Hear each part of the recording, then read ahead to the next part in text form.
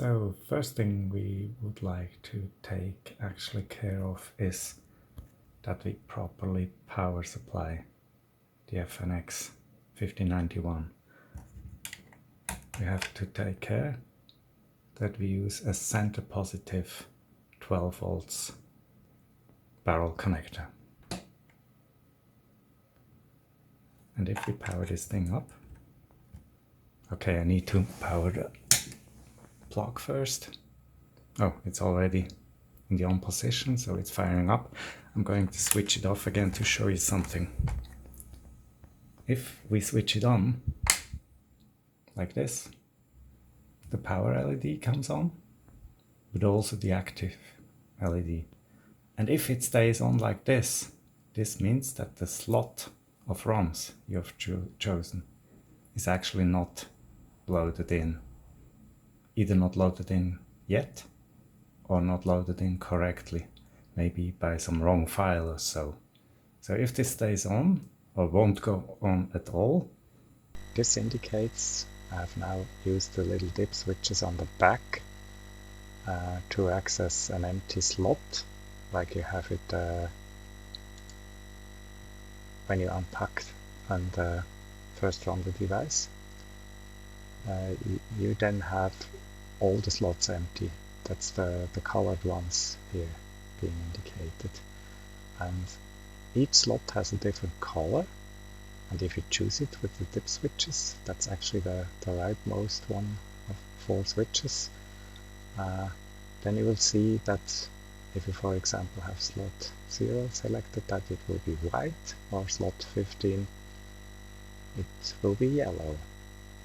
And you also see you have 16 slots, which sounds like a lot, but actually there are quite many ROMs you can try this way, and as Stephanie stated, yeah, why waste all the RAM in the system when you can make it accessible for those slots? So that's why we have it.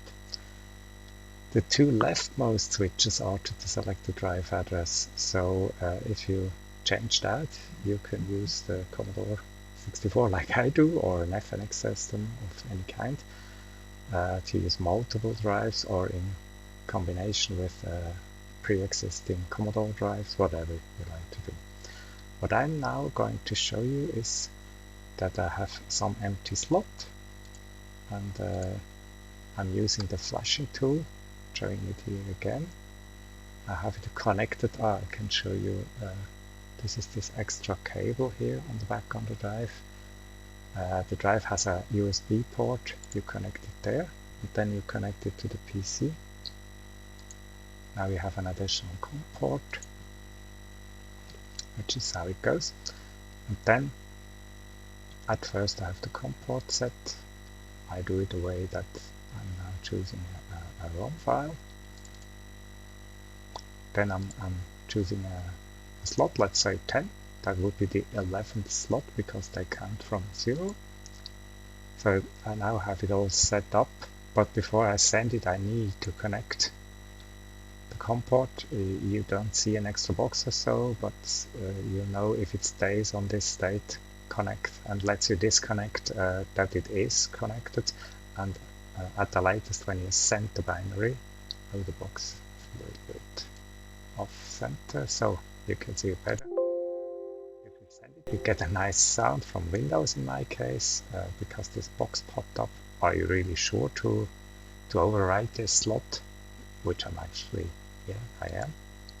But then you see that it begins to erase the slot at first and then write it. And this won't take long. Do you see the progress? And then it indicates you to power cycles the system. One way to write the D81 disk image towards a real floppy drive is a tool called EF3 USB. EF3 standing for Easy Flash 3. You can use it with the real Easy Flash 3, or also, like I'm doing here, with a Kung Fu Flash. The first command, before issuing that, I need to put the Kung Fu Flash into the file browser mode. You heard the ding from the USB, signaling that it's now connected to the PC. And now with this command, I'm issuing to send it the default PRG file. I'm doing it. And as you can see, it starts a little program on the C64. The way it goes, it's actually connected with USB directly to the cartridge. So the file is being sent there, and then the cartridge is able to inject the PRG file into the RAM of the C64 and executing it. And you see now a little program where we could read the directory and do stuff, issuing commands and so. We're not going to use those commands. We're going to send the disk image over. So we do that by calling the program, giving it the COM port it uses. The USB is actually a COM port device, and then write. It's actually quite similar as you did the flashing of the to put the ROM into the FNX. It's also a COM port. It's a different one. You have to pay attention to that. And then we give it, I have a long path here towards my GEOS file I'm using here, and then issuing it.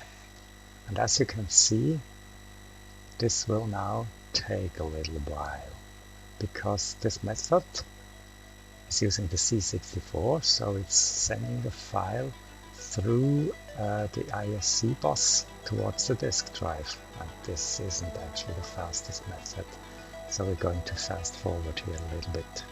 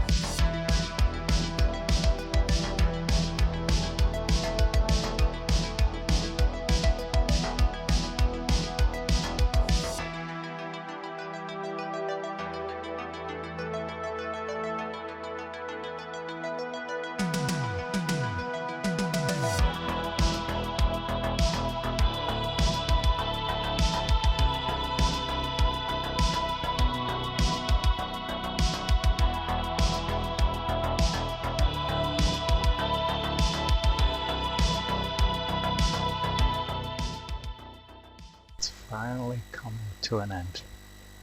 As you can see, it's really a long procedure to do if you do it this way. Yeah, there we go.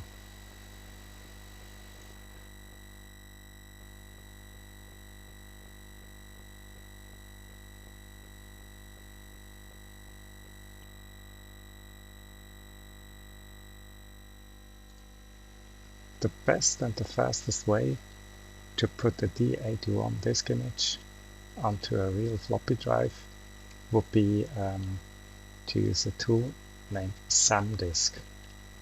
And as you can see here, I've prepared a command line calling the tool itself, then giving it a D81 image file, and as the last parameter I'm giving the A drive. So what this is a PC with a built-in floppy disk drive, and I'm going to transfer now the GEOS disk image. And as you can see, this is actually the fastest way you can do that, because it makes no detour or whatever. It writes it to the floppy disk, and it uses the disk controller on the drive directly. It accesses it in a direct way. If you want to use this method, you have to use an internal disk drive, floppy disk drive. You can't use a USB disk drive because those use very different controllers and a USB interface in between, so towards a PC, so you can't use those. So either you have, as I do, an old PC somewhere to use this, and I'm not quite sure whether this tool also exists for other platforms than here Windows. But as we talk and listen, yeah, it's almost done. Those 80 tracks called cylinders here are almost done. We can literally wait for it to end.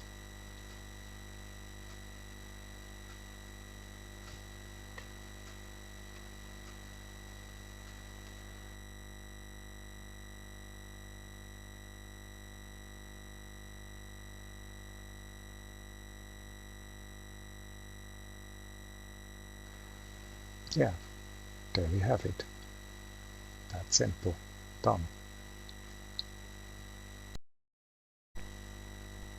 So one question remains after all those disk images written to real floppy disks. I've used the GEOS floppy disk image, and I now have the disk inserted in the FNX1591. Will it run? Let's try.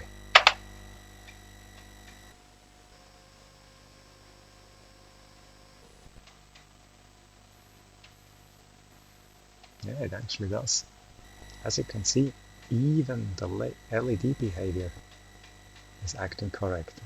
So the activity lit is flickering like back in the old days. And as you can also see, it's actually quite fast. So I never had a 1591 or 81 back in the days. I only had the 1541, and let me tell you, that is really fast and I like it. So it's a really great product.